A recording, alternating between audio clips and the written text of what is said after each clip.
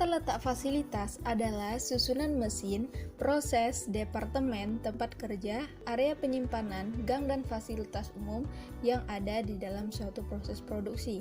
Sedangkan tata letak atau layout adalah susunan departemen, tempat kerja, dan peralatan dengan perhatian utama pada gerakan kerja, pelanggan, atau material melalui sistem tata letak tetap, tata letak proses, tata letak produk, dan tata letak kombinasi.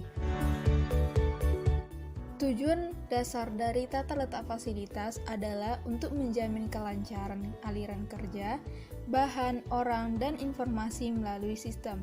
Selain itu, tujuan lain dari tata letak fasilitas yaitu memudahkan proses manufaktur, meminimumkan pemindahan barang, fleksibel, menghemat pemakaian ruang bangunan, dan memberi kemudahan serta keselamatan bagi karyawan dan memberi kenyamanan dalam pelaksanaan pekerjaan.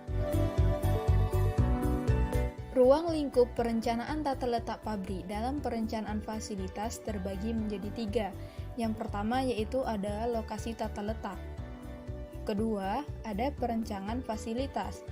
Perencanaan fasilitas terbagi menjadi 3. Ada perencanaan struktur, perencanaan layout atau tata letak pabrik, dan perencanaan sistem pemindahan material, dan pemeliharaan tata letak. Tipe-tipe tata letak pabrik terbagi menjadi 4. Pertama ada tata letak posisi tetap atau disebut dengan fixed position layout. Tipe tata letak pabrik yang kedua yaitu tipe tata letak proses atau proses layout. Yang ketiga yaitu ada tata letak produk atau produk layout. Tipe tata letak yang terakhir yaitu tata letak kombinasi. Ciri-ciri tata letak yang baik, yaitu sebuah tata letak yang baik adalah yang mengintegrasikan manusia, bahan, mesin, dan kegiatan pendukung lainnya dengan cara terbaik dengan memperhatikan gerakan terpendek, aliran bahan searah, efektivitas penggunaan lantai, mudah diamati atau diawasi, dan mudah diakses.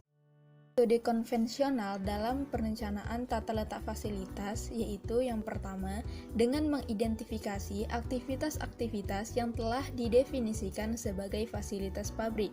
Kedua, menyiapkan lembaran Activity Relationship Chart dan mengisinya dengan nama-nama fasilitas yang telah ditetapkan pada langkah 1. Langkah 3, yaitu merumuskan alasan-alasan yang dapat dijadikan dasar bahwa fasilitas-fasilitas dapat didekatkan atau harus dijauhkan. Langkah 4, memberikan penilaian berdasarkan sistem penilaian yang telah disepakati. Langkah 5, merangkum hasil penilaian ARC ke dalam worksheet. Langkah 6, menyiapkan blok template sejumlah fasilitas yang akan didesain tata letaknya. Langkah 7, menyusun activity relationship diagram berdasarkan tingkat hubungan. Langkah 8, menyiapkan area template berdasarkan kebutuhan luas lantai setiap fasilitas.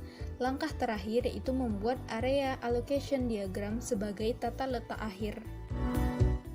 Dalam perancangan tata letak, sangat penting untuk mempertimbangkan aliran material, energi, manusia, dan sumber daya lain. Pola aliran terbagi menjadi 2, yaitu pola aliran dalam departemen atau flow within departments, dan pola aliran antar departemen atau flow between departments. Pola aliran bahan dalam suatu proses produksi akan tergantung pada beberapa faktor, seperti area luasan yang tersedia, dimensi dari lantai yang tersedia, dan luas area yang diperlukan untuk setiap fasilitas produksi.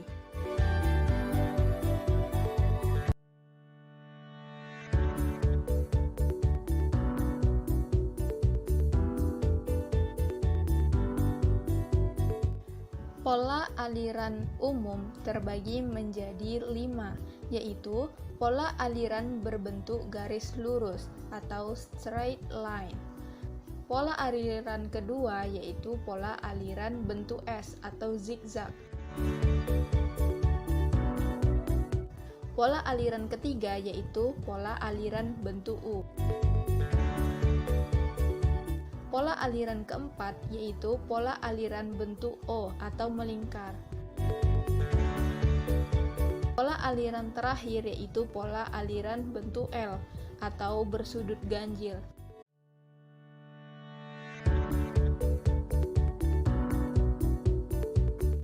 Systemic Layout Planning adalah alat yang digunakan untuk mengatur tempat kerja di pabrik dengan menempatkan area dengan frekuensi tinggi dan hubungan logis dekat satu sama lain. Adapun prosedur pelaksanaan Systemic Layout Planning yaitu yang pertama, pengumpulan data informasi yang berkaitan dengan aktivitas pabrik. Yang kedua, analisis aliran atau perpindahan material antar departemen. Yang ketiga, analisa keterkaitan kegiatan. Yang keempat, membuat diagram keterkaitan dengan ARD. Yang kelima, evaluasi kebutuhan luas area dan area yang tersedia. Adapun informasi yang dibutuhkan untuk perancangan fasilitas ada 4. Yang pertama, kebijakan pimpinan. Yang kedua, kajian kelayakan. Yang ketiga, penelitian pasar. Yang keempat, peramalan penjualan.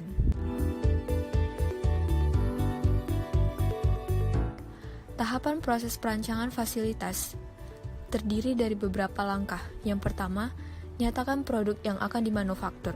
Kedua, spesifikasikan proses manufaktur yang menghasilkan produk. Ketiga, tentukan keterkaitan antar semua kegiatan. Yang keempat, tentukan kebutuhan ruangan untuk seluruh kegiatan.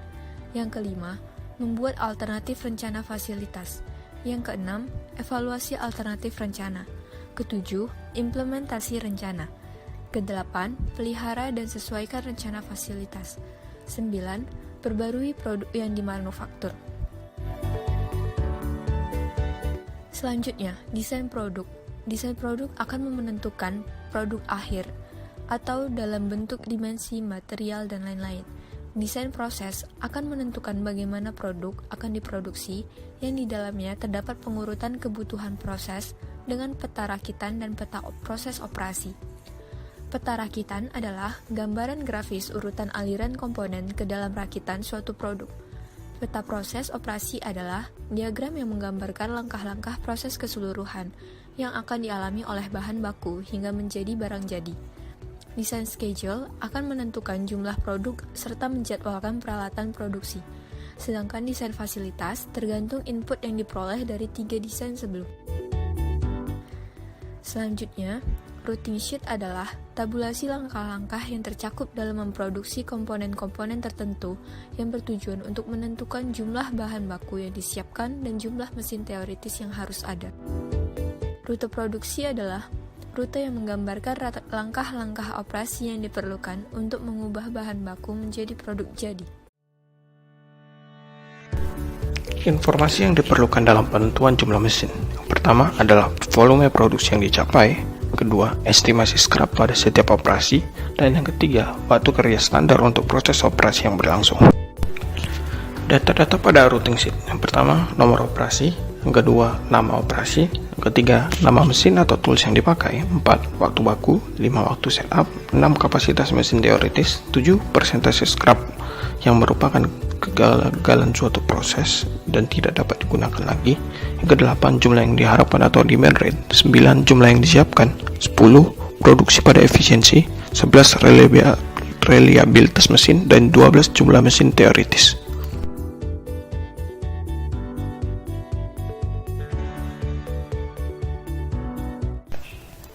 Penentuan kapasitas dan jumlah mesin yang dibutuhkan. Berdasarkan analisis produk dan proses, maka pemilihan spesifikasi yang sesuai bisa dilakukan dengan memanfaatkan dokumentasi ataupun katalog mengenai mesin atau fasilitas produksi lainnya yang bisa diperoleh dari pemasok atau supplier khusus. Keputusan kapasitas produksi ditentukan juga oleh kemampuan mesin atau fasilitas produksi yang terpasang. Dalam pembuatan produk, proses produksi bisa dilakukan melalui satu tahapan proses atau one stage, ataupun melalui beberapa tahapan atau multiple stage. Perencanaan stasiun kerja dan penetapan luas area yang dibutuhkan. Kebutuhan untuk luas area ini harus dipertimbangkan untuk seluruh aktivitas yang ada di dalam pabrik, dan untuk paling tidak ada 3 macam area yang harus diberikan, yaitu pertama, area yang diperlukan untuk operasi mesin atau peralatan produksi yang ada. Kedua, area yang diperlukan untuk penyimpanan bahan baku atau benda jadi yang telah selesai dikerjakan. 3. Area yang diperlukan untuk fasilitas-fasilitas servis. Perencanaan kedekatan hubungan antar kegiatan. Yang pertama ada perancangan layout. Dalam perancangan layout, yang pertama kita lakukan adalah membuat flow process chart. Kemudian membuat activity relationship chart, membuat worksheet, block template, dan diakhiri dengan activity relationship diagram. Selanjutnya ada pusat kegiatan. Pusat kegiatan ini adalah istilah yang digunakan untuk menunjukkan adanya suatu kegiatan tertentu yang memerlukan ruangan khusus. Contohnya, pada rumah itu ada garasi, dapur, ruang makan, dan lain sebagainya. Ada activity relationship chart. Activity relationship chart ini merupakan peta. Peta ini merupakan suatu teknik untuk merencanakan antara hubungan satu aktivitas dengan aktivitas yang lainnya. Tahap pembuatan ARC ini dimulai dengan mengidentifikasi segala peralatan yang ada, kemudian membuat daftar segala kegiatan yang ada pada suatu chart, lalu menetapkan rating atau tingkat hubungannya.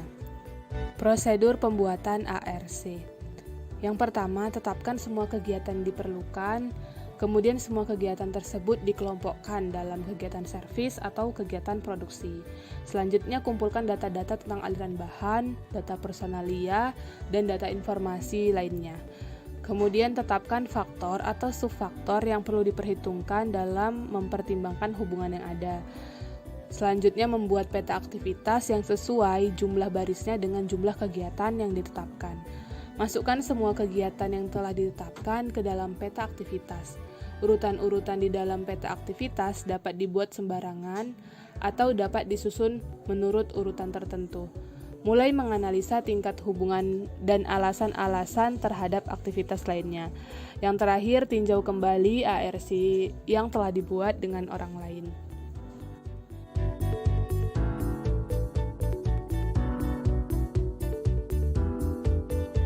Selanjutnya, worksheet. Nah, worksheet ini disusun berdasarkan activity relationship chart.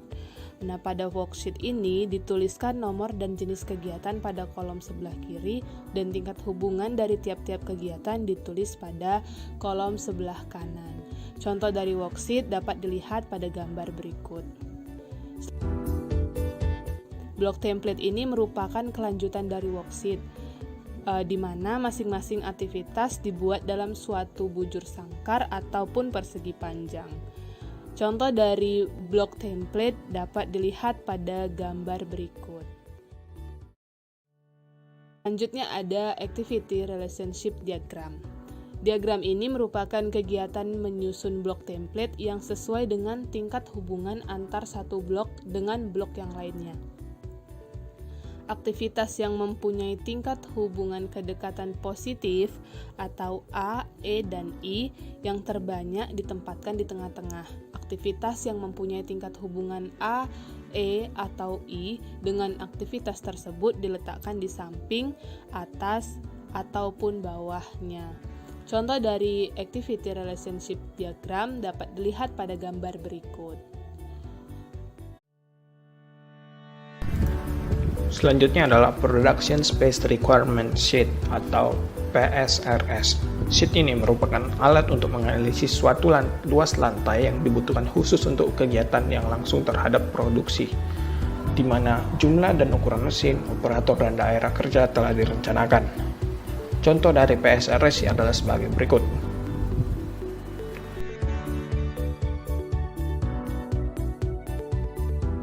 Selanjutnya adalah Plan Service Area Planning Sheet atau PSAPS. Sheet ini digunakan untuk menganalisa luas lantai yang diperlukan untuk kegiatan servis. Contoh dari PSAPS adalah sebagai berikut.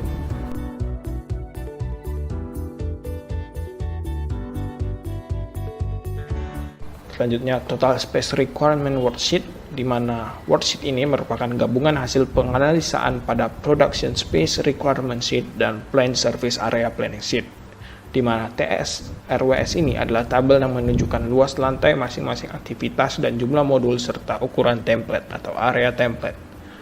Contohnya adalah sebagai berikut.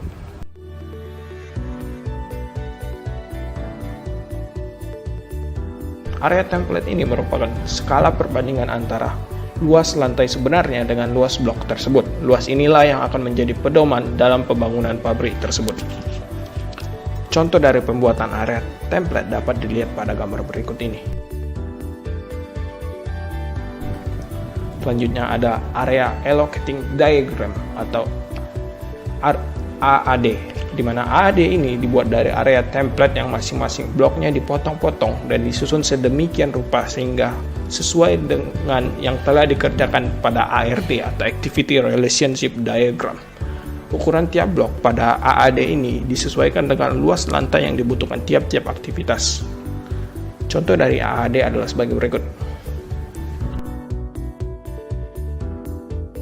Final layout. Final layout ini merupakan rancangan terakhir dari yang telah didapat berdasarkan hasil analisa yang telah dilakukan sesuai dengan prosedur yang telah ditetapkan pada tata letak pabrik.